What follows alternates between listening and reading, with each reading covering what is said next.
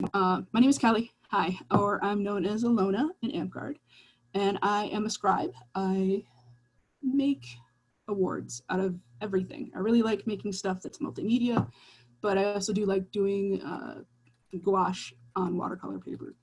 I really like hot press, but I don't have a lot of hot press. I like cold press.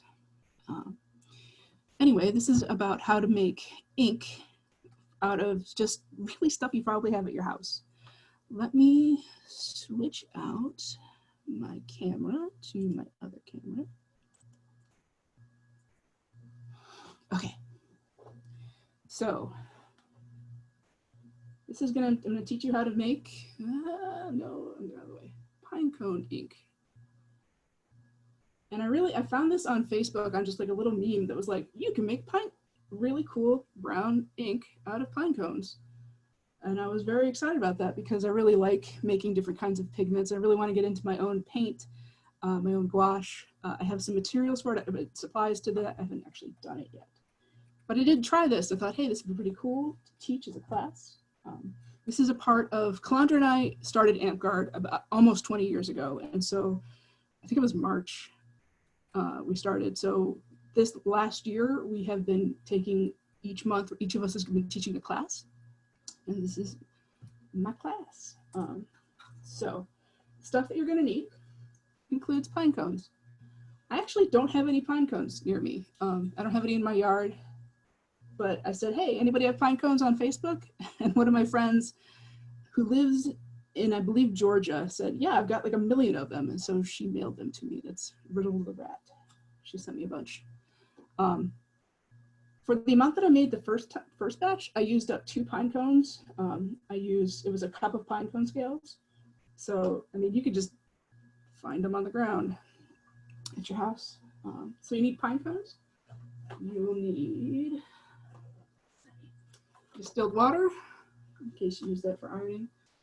I use distilled water because otherwise it stops mold growth. And then you'll need super washing soda, otherwise known as soda ash, sodium carbonate. I don't know. I use this for my laundry, so I have that around. Strainer and something to strain into. I highly suggest doing the opposite of what I do, which is buy yourself. I really want to do this. I want to buy just like a whole set of kitchen supplies that I'm only using for craft, so that I don't poison myself. It's fun times. But anyway, this is the stuff I use for my house. I did look it up. Pinecone stuff is edible. There is different things you can make with pinecone, so it's not going to probably poison me. I don't know. I do worry.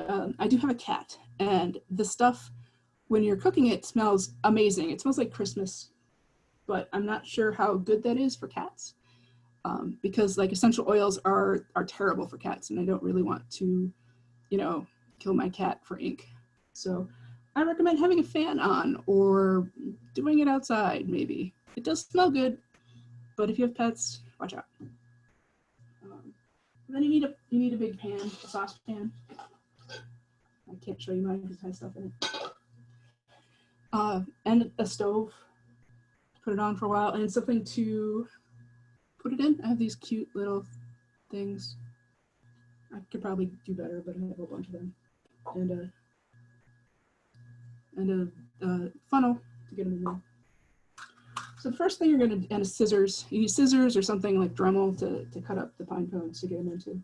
So the formula that I have is 1 cup of pine scales, and then 2 cups of distilled water, and then 2 teaspoons of soda ash.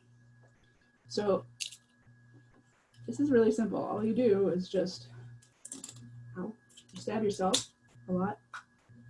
You cut off the scales until you have a cup. So get a whole bunch. They are pointy. They're gonna hurt, and they're gonna make a mess. Just acknowledge that you're gonna be messy. There's gonna be pine cone bits all over the place. So once you get a cup of that, you're going to want to put it on in a hot on the stove. Once again, I recommend using something that you're not going to be using to eat out of. If not, it's not a big deal. And then I added, so I had 1 cup of pinecone scales, and then 2 cups of distilled water, and then 2 teaspoons of soda ash. And once you do that, you bring it to a boil. Once you get it to a rolling boil, you want to just let it simmer for about half an hour. And then through the magic of me remembering that I needed to do this beforehand, I made some. It's not a lot less than the actual. I didn't want to make more because I have like 3 bottles of it, so I made a lot less. So what you're gonna do is you're gonna let it cool down, and put it through the strainer.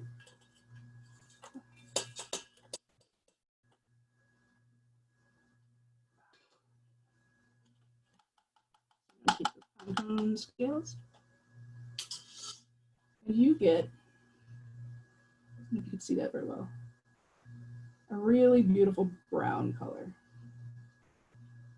So that's really it.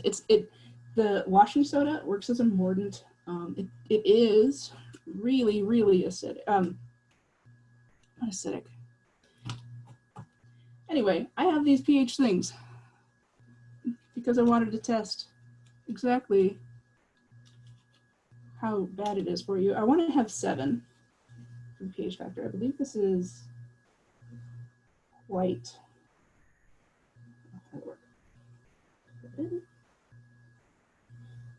And then we can't get it to go. I mean, it's like at 11. It's pretty bad. It might eat away your paper, is what I'm saying. So I don't know how well this will stay. It is not color fast. It's not waterproof. That's what I'm trying to say. Let me show an example of what it looks like. You do have a question from the chat of how can you make it thicker? Sure. So one of the things that you can do to make it thicker is you can add, I have some here. Let me find it.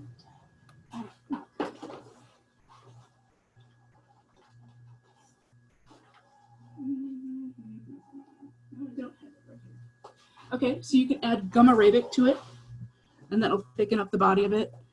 This is actually quite thin compared to the other stuff that I have here. I'll give you an example. I'll give you something maybe before it's a little bit better.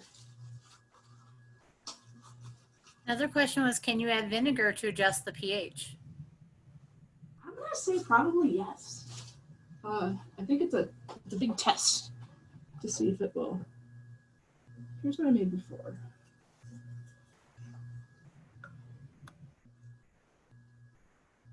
It's a little bit thicker. I don't know if you can see that. All right. And I'll put through my dip pen.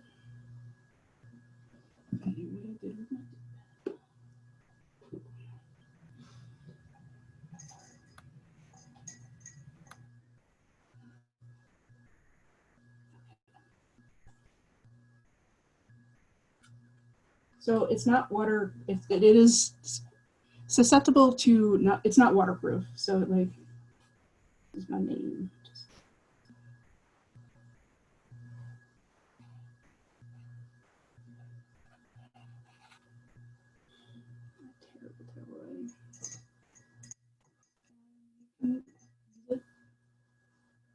Just as an ink, you just.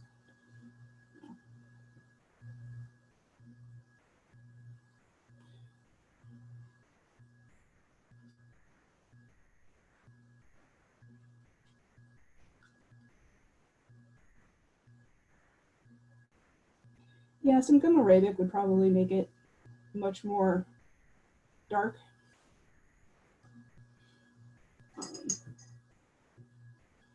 That's what I have. Let's see. I've